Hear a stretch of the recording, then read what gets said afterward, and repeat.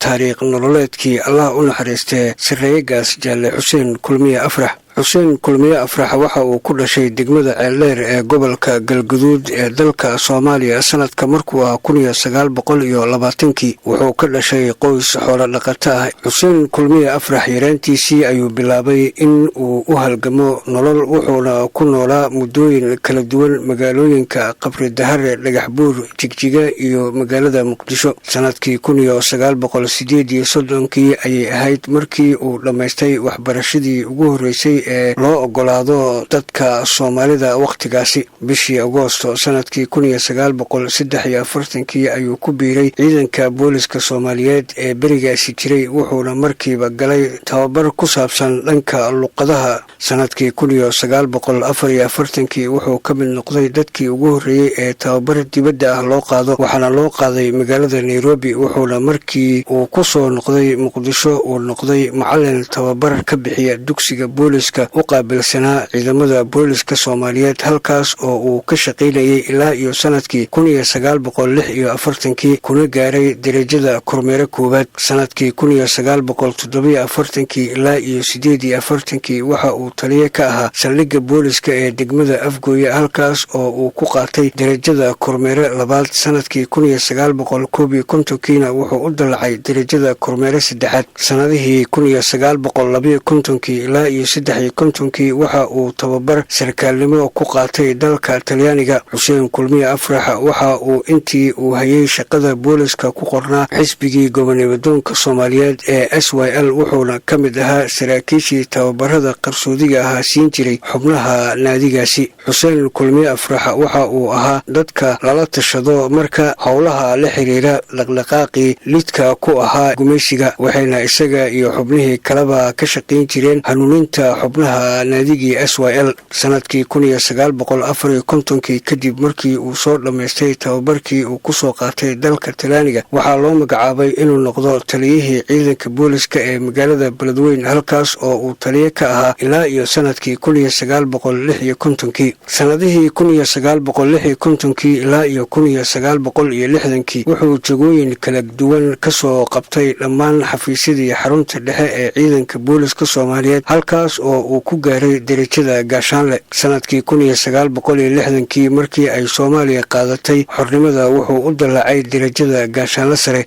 sanadkii 1968 waxa uu u dalacay darajada sarreeye guuto, wuxuuna noqday taliye ku-xigeenka ciidanka booliska Soomaaliyeed. xuseen kulmiye afrax wuxuu ka mid ahaa saraakiil ka kala socotay qaybaha ciidamada Soomaaliyeed ee afgembiga kula wareegay taladii dalka 21 bishii Oktoobar sanadkii 1969. taliye ku-xigeennimadii ciidanka booliska Soomaaliyeedna uu sii hayay. sanadka markuu ahaa 1970 waxa uu u dalacay darajada sarreeyegaas, waxaana loo magacaabay inuu noqdo wasiirka arrimaha gudaha ee xukuumaddii ay hogaaminayeen ciidamada qalabka sida. muddadii uu hayay xilka wasaaradda arrimaha gudaha wuxuu ku dadaalay sidii wasaaraddaasi looga bedeli lahaa wejigii gumaysiga kaga tegay, siyaasad ahaanna loo soo noolayn lahaa howshii wasaaradda.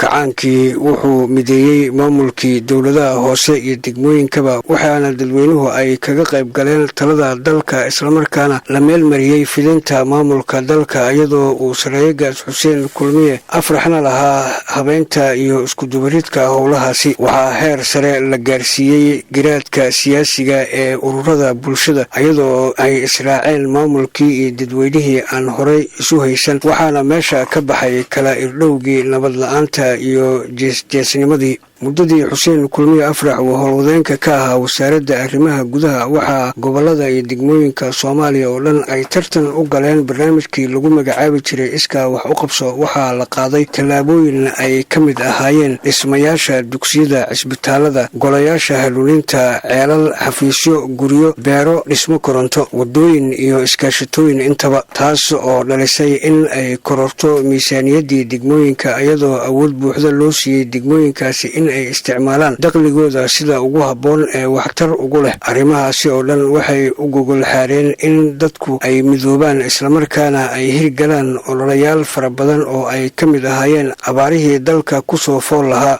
sanadkii 1971 sarreegaas Jaalle Xuseen Kulmiye Afrax waxaa loo magacaabay madaxweyne ku-xigeenkii Jamhuuriyadda Dimuqraadiga Soomaaliya. sanadkii 1974 sarreegaas Jaalle Xuseen Kulmiye Afrax wuxuu noqday gudoomiyihii guddiga dhaqaalaha ee golihii sare ee kacaanka. sarreegaas Xuseen Kulmiye Afrax waxa uu ka mid ahaa xubnihii golaha sare ee kacaanka islamarkaana hayay jegada madaxweyne ku-xigeenka koowaad ee Soomaaliya ilaa laga gaaro dhismihii xisbiga hantiwadaaga kacaanka Soomaaliyeed sanadkii 1976. waqtigaas oo uu jegadii uu hayay loo magacaabay sarreeye guud Maxamed Cali Samatar, waxaana loo magacaabay inuu noqdo madaxweyne ku-xigeenka labaad ee Jamhuuriyadda Dimuqraadiga Soomaaliya. sanadihii xigay wuxuu wasiir ka noqday wasaaradihii qorsheynta qaranka, arrimaha gudaha, wuxuuna sanadkii 1989 loo doortay in uu noqdo gudoomiyihii golihii shacabka qaranka ee Soomaaliya, xilkaas oo uu hayay ilaa iyo laga soo gaaro 26 bishii Janaayo sanadkii 1991. waqtigaas oo ay ku beegneed markii la riday xukuumaddii milatariga ahayd ee uu hogaaminayay Allah u naxariiste sarreegaas Jaalle Maxamed Siyaad Barre. Allah u naxariiste sarreegaas Xuseen Kulmiye Afrax wuxuu ku geeriyooday dalka Mareykanka sanadkii 1993. meydkiisana dalka ayaa dib loogu soo celiyey waxaana lagu aasay magaalada Muqdisho.